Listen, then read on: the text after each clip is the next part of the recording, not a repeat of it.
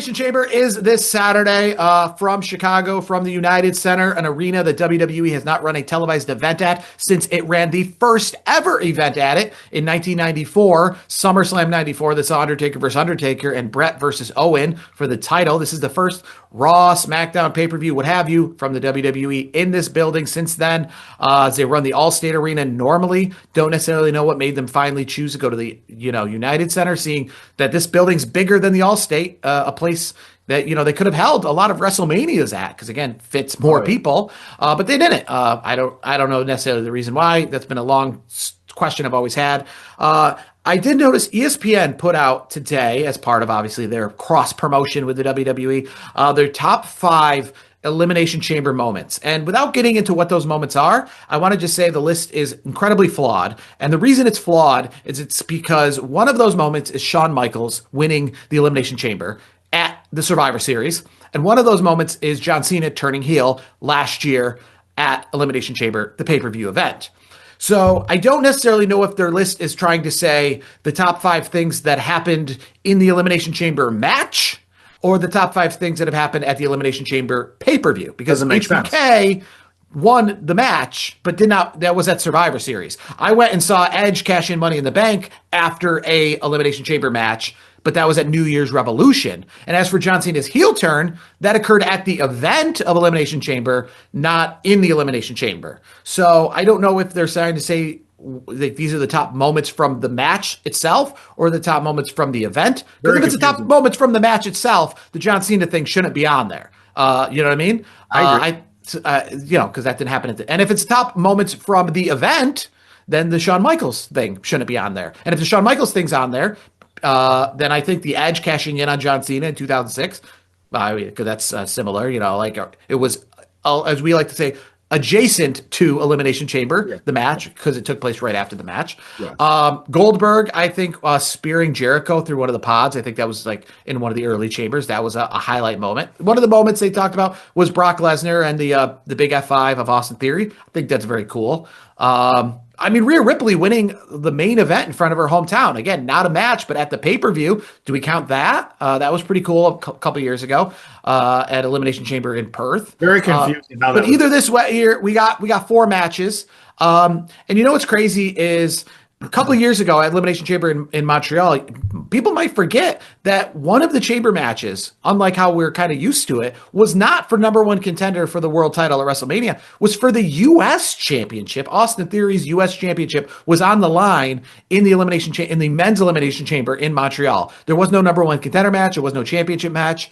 Logan Paul, I think, got involved. I think that's how he got involved with Seth Rollins, if I can remember. He came in during the match itself. So he's either been in Elimination Chambers or he's gotten involved in a lot of Elimination Chambers recently. But this year, it's for the number 1 contendership, as we saw last year and as we saw, I think, the year before that. It's for Drew McIntyre's belt at WrestleMania when it comes to the men's side.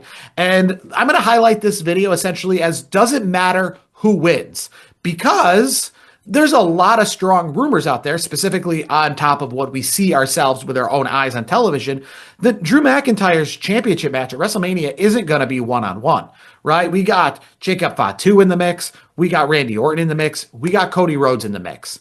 So is becoming the number 1 contender for Drew McIntyre's belt and winning the Elimination Chamber going to matter in the sense is it going to be Drew versus this person, or are we going to get a multi-man match anyways? I hope it's not a multi-person match. When it comes to both not only the men's but also the women's, because you obviously had the women's match as well. Because to me, it just diminishes the stakes that are involved for this match, and it makes it not as important. So I feel like if they pivot to that, where it's a multi-person match at WrestleMania, then this makes this match useless. Then why are we watching? Yeah, but I guess my question is the story right now doesn't really, again, because we talked about Cody and Drew. They've already essentially did the Hangman Adam Page MJF thing over in AEW where they're like, if after this match is done, we're done. So Cody versus Drew in a one-on-one match essentially negates what they did in January when they said this is the one and last time we face one-on-one. So, and then on top of that, you had, Jacob Fatu in the mix with Drew McIntyre getting involved. Here's how you solve all these problems. You don't have any of those guys win the match, and you have LA Knight win the match.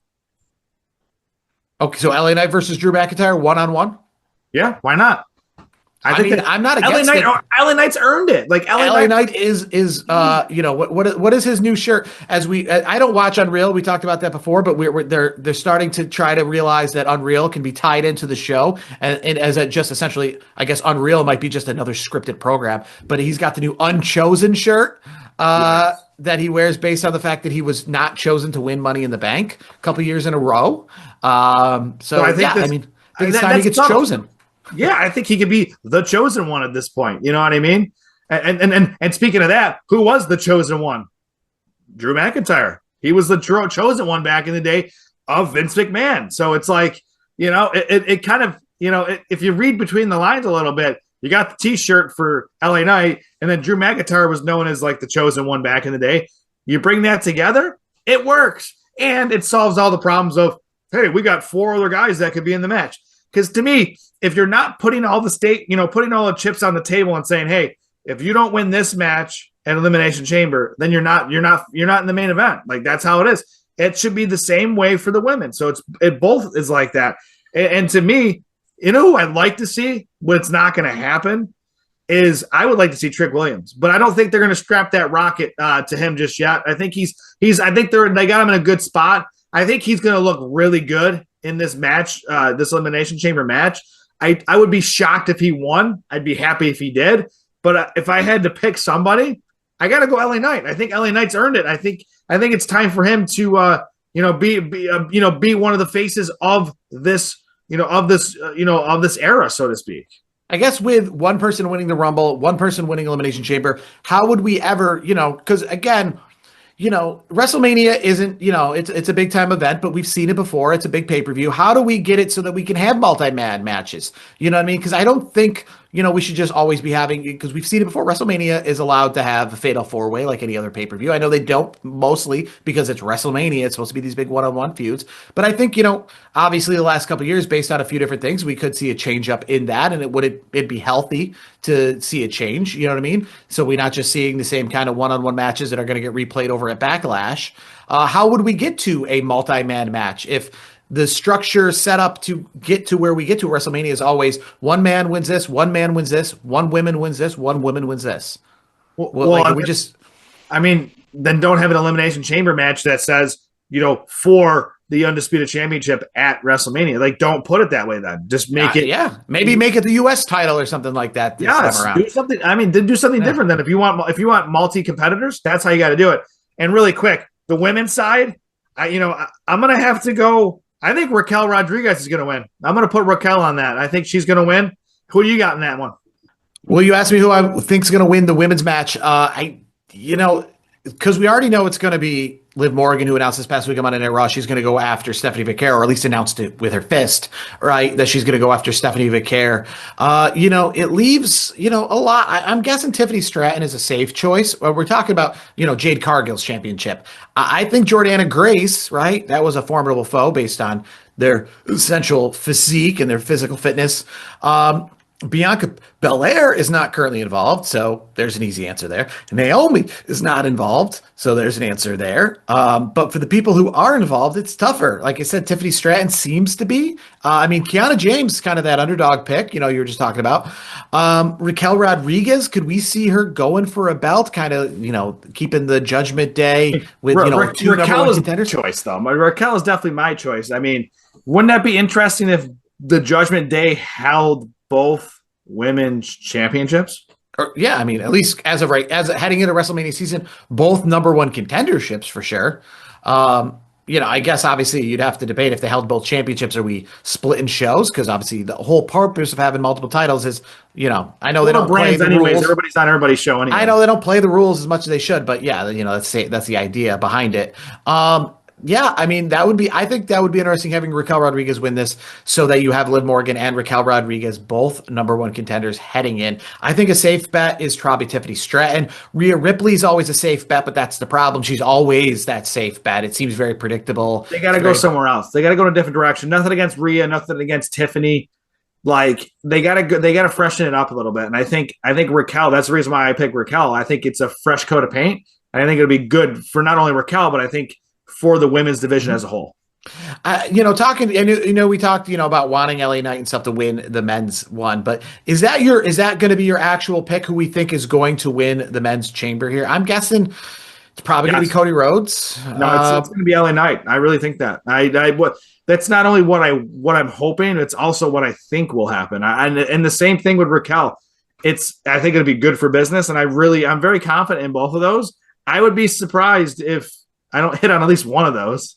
I mean, I gotta. The odds aren't in my favor, obviously, because there's a lot of other competitors. You're picking two names out of 12, right? Yeah. So I mean, 1 out of 6, so to speak. I mean, those are not bad odds. I'll take a shot on it. Yeah, it's like 15% odds in each category. And I have to say, obviously, wrestling's not, everyone's not made equally. LA Knight is definitely one of the longer shots, right? Because I would say that Randy Orton, Cody Rhodes, and I don't want to say Jey Uso, but Jey Uso's kind of been involved a little bit in the Jey Uso is not going to. Yeah, I know he's obviously wasn't even really supposed to be in this matchup, so he Bronson Reed, but yeah, Jey Uso's not going to be in. I love Trick Williams, obviously. I'm a big fan. I know it's not, JBN Evans or Trick Williams. I know that much. No, I think it comes down to Orton, Knight, Rhodes, but I don't think they're going to run it back with Rhodes once again. I just don't see it. I think people are getting burned out by it. So I think they got to, again, freshen it up. LA Knight, that's the choice. It's easy. All right. So you got LA Knight, you got Raquel Rodriguez. I'm going to, I would like to see, obviously, great. This is not who I want to win, but I'm guessing it's going to be Cody Rhodes or Randy Orton. And my guess is on the other side, it's going to be Tiffany Stratton. That's my guess. I mean, we'll see what happens with those as the two other main matches that are essentially about the people whom the city is involved with. It reminds me of Rock Bottom pay-per-view back in the day, or the DX in your house pay-per-view, where it's like a pay-per-view that seems like it's catering to one or two people. And with AJ Lee and CM Punk on this card, essentially the cover faces of the Elimination Chamber being from Chicago. We'll start with AJ Lee and Becky Lynch. Do we see AJ Lee beating Becky Lynch? I see a rematch regardless at WrestleMania, but do we see AJ Lee winning this time around? No, I don't think so. AJ Lee to me is like the definition of like very much a part-timer. Like she does these like occasional one-offs. It wouldn't make sense to give her the championship. Plus, given everything that's been going on, AJ Lee seems to be, she's kind of had one over on Becky since AJ's been back. So I think the way they have to turn the tides is I think Becky Lynch will retain her championship. Obviously, a much tougher question. CM Punk, Finn Balor. It seems like an easy answer that CM Punk's going to win without any kind of issue. But essentially, it just leaves us then with what would be next for Finn Balor. And that's what makes this a big one. Reminds me of the Edge and John Cena situation years ago, where Edge beat John Cena in Boston, then John Cena beat Edge in Toronto. CM Punk beat Finn Balor in Ireland. Now Finn Balor looking to return that favor. You say he's gonna. I know you're gonna say he's gonna lose. I'll put that answer in your mouth. But I guess my question is what happens after this match? That's the $1 million question. I mean, it's a big question because Finn Balor join the Vision.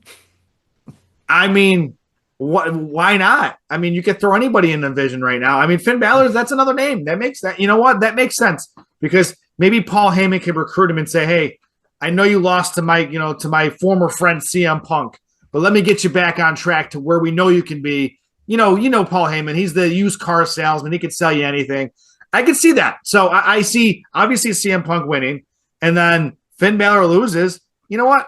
I'm going to pivot because at the beginning of the show, I brought up, Brock Lesnar, as a choice. I think at this point, I'm gonna go on a limb and say Finn Balor is going to join the Vision very soon. I'm thinking one reasonable way to get Finn Balor still, moving in the right direction without, going backwards is that Dominic Mysterio could potentially come out to try to help Finn Balor and either cost him accidentally or turn on him and set that match up for WrestleMania. So Finn Balor's attention moves off of CM Punk and directly on Dominic Mysterio. So we don't fester on this loss for too long. That's good. Then, I like that too. Who we're directing. But I guess the major question is, right, what Elimination Chamber, the way we're going to end this week's show talking about this big event, this Elimination Chamber pay-per-view is, we talked about it before, but we want your last and final answers of who is in the box. I really got to think about this. Or what is in the box? It doesn't even have to be a who, right? I mean, it's probably going to disappoint me because I'm not a big fan. You know, of I this. heard rumors, and it would match up to this kind of character, but Danhausen.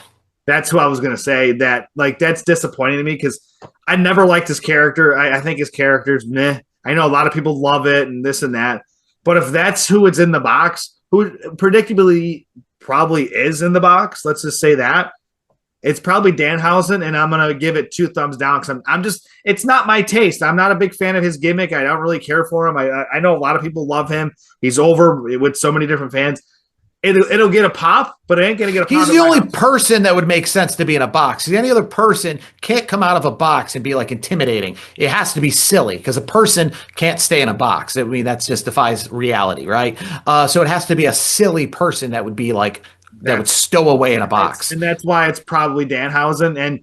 And that you know what I'm gonna say that's my answer. Danhausen and R-Truth can start a feud of who can be the funniest shtick in the back. I guess we'll have to wait and see. We'll have to wait. It'll be the 16th event that's entitled the Elimination Chamber. So if Elimination Chamber was WrestleMania, this would be the Elimination Chamber 2000 Fatal 4-Way version of it, if you will. It's crazy to think that this particular event has been going on that long. And we talked about it last year and how years fly by and how the difference between WrestleMania 1 and WrestleMania 16 is literally post-Attitude Era or midst of Attitude Era versus like Hulk Hogan in a tag team match where we don't even have an entranceway with video packaging. And Elimination Chamber has now been around that same span of time from what WrestleMania 1 was to WrestleMania 2000. We'll see this weekend 4 matches, and we'll see who's officially on the road. Last year, Triple H talked about after Elimination Chamber and John Cena's heel turn about how it now officially feels like we're on the road to WrestleMania because after Elimination Chamber, it's high speed ahead. And we'll see if we feel that way, that some of these storylines that we're wondering what they're going to do with and where they're going, we have no idea, finally play out and finally make sense and go, oh, okay, now I see where we're going.